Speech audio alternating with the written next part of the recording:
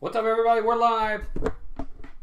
It's Orioles Weekly. It's a special Major League Baseball Orioles Royals preview of the Wild Card Series that starts tomorrow. Good to have all of you in here. I'm going to pull everything up here. But good to have everybody in here. I wasn't originally going to do this because I do have a video coming out tomorrow. Obviously, I posted a video this morning of my position-by-position breakdown of the Orioles and Kansas City and who had the advantage at each position, and then ultimately who I thought was going to win the series. So if you haven't checked that video out, please go check it out. But I've also thought, I also have another video coming out tomorrow morning, first thing, of my playoff predictions. All the way through, from the wild card round to the division series to the championship series to the World Series. I'll have that out for you tomorrow morning, just before the playoffs start. But I thought we'd go live real quick and do a quick preview of the series with the Orioles and kind of go over everything with that. So good to have all of you in here. Probably about a 30-40 minute video tonight. Not too long, but I thought it was important that we discussed. Obviously, the Orioles clinched on Saturday the first wild card seed, and they will be playing Kansas City, as I was really kind of surprised, but Detroit really kind of wet the bed the last series against the White Sox of all teams. They lost the series against the White Sox, and by doing so, it made them the number 6 seed, which means now they have to go to Houston to play the Astros. I don't know if that's good for them or not. The Astros are a really good team, and they've got tons of playoff experience, so I'll be interested to see how that series goes. But for the Orioles, it is. It's going to be Kansas City who's coming to town.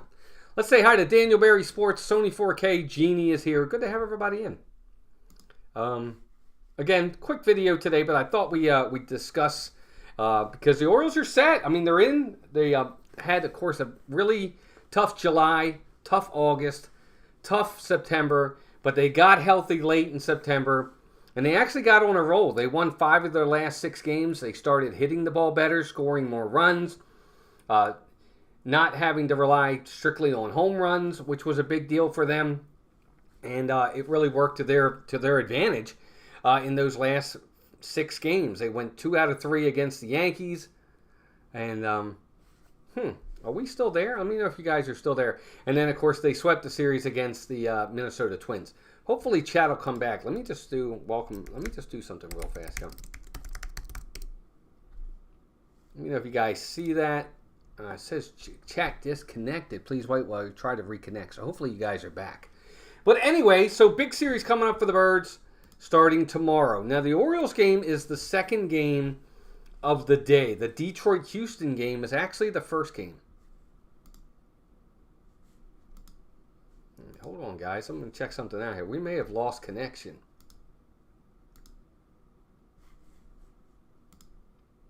Let me know if you can see me. John's here. AB, what's up, John? Still here. We haven't left. Okay. Just want to make sure on my end, Sony, it was giving me something a little bit different. So I wanted to make sure that you guys were still there. So, again, Orioles are going to be home for these 3 games against Kansas City. And I think that's such a big deal because when you can have home field advantage, especially in a short 3-game series, it's crucial to have that home field advantage.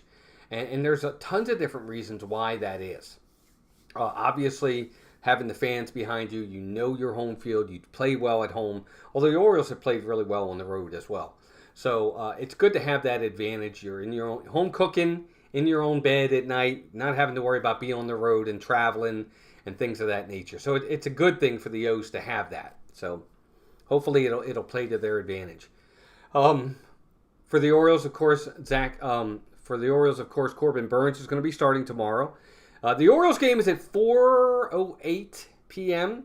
The Tigers-Astros game is at 2:30. The Orioles follow at 4:08. It's on ESPN2. First pitch is scheduled for 4:08. We'll see if it goes off at that. I don't think they're calling for rain in Baltimore. I think they're looking at like a 40% chance, so I think they're going to be okay there. But I guess we'll see. But it should be interesting. John, good to have you here. Sony's here. Jeannie's here. The ride or dies are in. Good to have all of you here. Thanks, gang. Again, I know it was last minute, so I'm not expecting a ton of people to come in, but I did want to at least post a video. So for the Orioles, the Corbin Burns against, I think it's Cole Reagans, I think is pitching for Detroit. I'll tell you here in a second. I'm pretty sure it's Cole Reagans. I know it's Reagans. Hold on one second, and I'll tell you exactly who it is for the Orioles and for Kansas City. Tomorrow, I think it is Cole Reagans. Yeah, Cole Reagans and Corbin Burns pitching in the series tomorrow. Should be an interesting one from both ends of the board. I think that it's a tough lefty in the Orioles. They always struggle against left-handers, but guys like Cedric's going to play tomorrow. We'll get into that in a second. We'll talk about lineups and how the Orioles might try to get through this lineup. But Cole Reagans tomorrow is going to be going up against Corbin Burns. I think Burns has been phenomenal at the end. His last 6-7 starts for the Orioles. He's had just such a great year, 2.92 ERA. He's just been such a workhorse for the Orioles. He's the guy you want on the mound for a game one. But to the Orioles, credit, they're going to have to find ways to score against Cole Reagans. Try to get his pitch count up early, work some counts, maybe get a walk or two here and there. Try to manufacture a run or two where they can, and try their best to get an early lead. They're going to have to, because they're not a team that plays well from behind. They just haven't this year. They're not a team. If you look at their come from behind record, it's not good. They don't have a lot of come from behind losses this year. And you can look at that one of two ways. Well, you say, hey, they play from ahead a lot. Well, not really. They a lot of games, you can be down 1-0 in the first inning, and you can lead the rest of the way, and that's a come from behind win. You were at 1 point behind in the game. Orioles just aren't good at that this year. So for the O's, it's important to get an early lead, keep that early lead. When the bullpen does come in, the bullpen has to hold the lead. The bullpen's been one of our Achilles heel, especially in the second half. They're one of the worst bullpens in all of baseball in the second half. So they've got to find ways to get leads early and then hold those leads. And in such a short series, it's only a 3-game series, it makes it that much more important that they do that. They've got to find a way to do it. Winning game one is going to be imperative. For Corbin Burns, the biggest thing for him, he's got to keep them off the base paths as much as possible, because Kansas City will run. And Corbin Burns is not good at holding runners, and that puts James McCann, who probably will be the catcher. You'll probably see Rutschman at DH. You'll probably see McCann behind the plate, so they can get both of them from the right side in the lineup with a lefty on the line for Kansas City. It's going to make it hard on James McCann to throw anybody out, because Corbin Burns does not hold runners. He just doesn't. He doesn't hold runners well. So he's going to have to minimize the base runners as much as possible.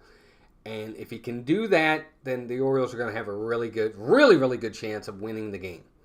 But if he allows a lot of base runners, then they're going to be running all over the diamond, and it's just going to put that much more pressure on him to get outs, and that's going to make it difficult.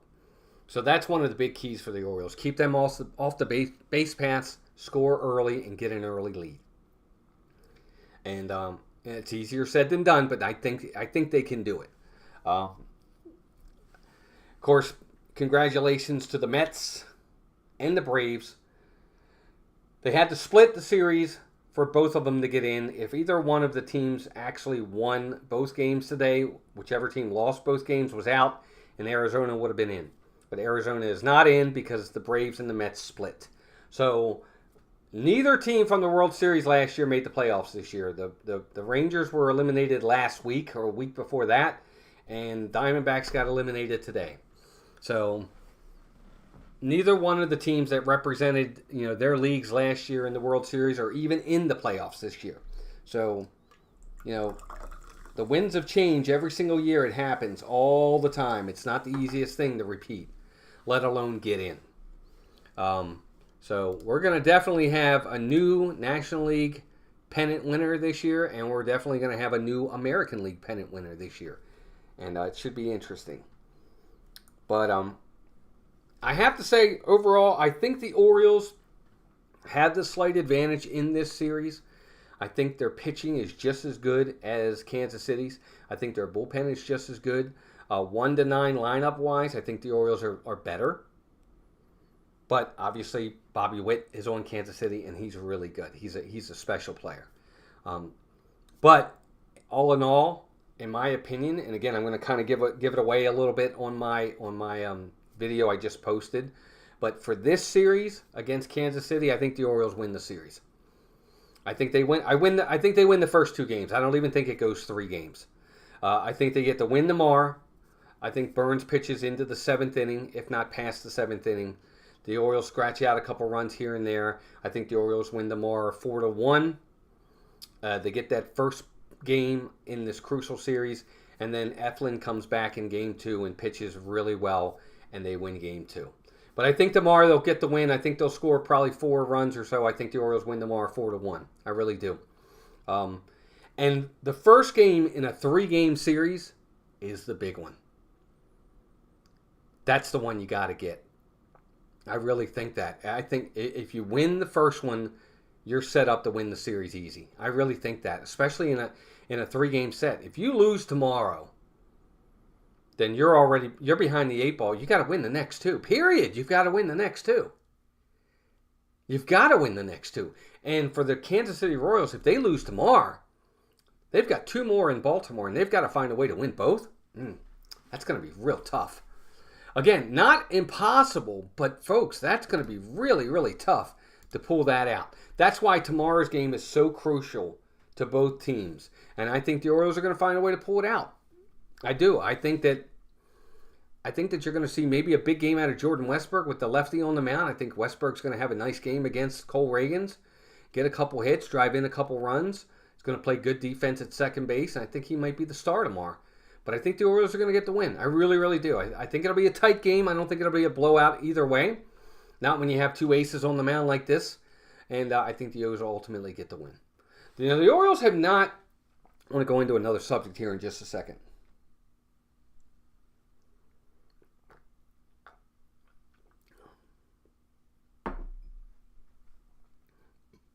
The rosters for tomorrow's games don't have to be posted. The Orioles don't have to give their final 26-man roster until 10 a.m. tomorrow morning. And they haven't given it yet. Yeah, I think the O's can do it, John. I definitely do. I think they're very talented enough, and the momentum is shifting back towards them playing really well. But back on the subject of the roster, the Orioles haven't posted their roster yet. I was looking at it even tonight at almost 9 o'clock at night. They've not yet posted their roster for the playoffs. And they don't have to give it until tomorrow morning at 10 a.m. So it might still be a while before we find out who actually makes the roster for the Orioles. I got to wonder, I know there's a lefty on the mound tomorrow, and a lot of people might think that, Cedric Mullins, who's not great against lefties, and Colton Cowser, who's not great against lefties. He's getting better, though. One of those 2 are going to have to sit tomorrow. But if they sit, who plays center field? Are you going to sit Mullins and let Colton Cowser play center? And then are you going to put Austin Slater on the postseason roster and put him in left field? I don't know. I think the Orioles might roll the dice tomorrow and go with experience and say, Cedric, I know he's a lefty, but we need you. Go get it. And you might see 3 lefties in that lineup tomorrow. You might see 3 lefties tomorrow in that lineup. You might see Mullins, Cowser, and Gunnar in that lineup tomorrow. Ryan O'Hearn will not start tomorrow for sure. I know he's going to sit.